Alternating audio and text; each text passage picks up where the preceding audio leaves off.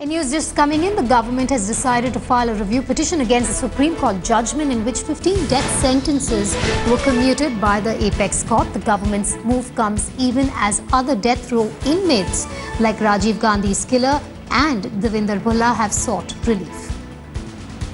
Our correspondent Jaskirat Singh Bawa now joins me on the phone line. First up, Jaskirat, what are your sources telling you?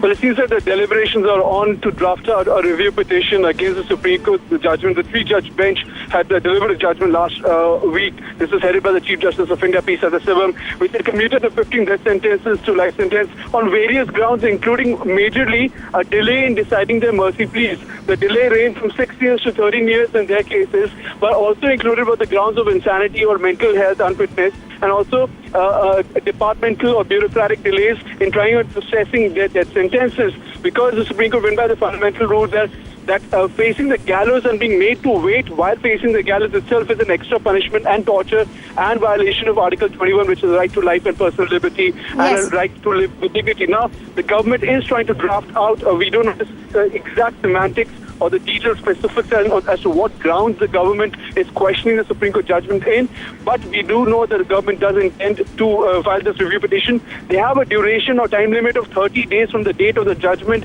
within which they can file this review petition. Also, Jaskirat, if the government goes ahead and challenges the decision of the Supreme Court, what effect will it have on the other two pleas which are in the apex court, one being that of the Rajiv Gandhi assassins and the other that is of Bhulla? Well, statistically speaking, review petitions don't have a very high success rate at the Supreme Court of India. Yes. Now, even if the government's review petition finds any success in trying to convince the Supreme Court to reconsider its decision, it's completely up to the Supreme Court whether or not they put a stay on any future death sentences to be carried out with regards to those 15 inmates at least. Right. But one would imagine that would be very highly unlikely.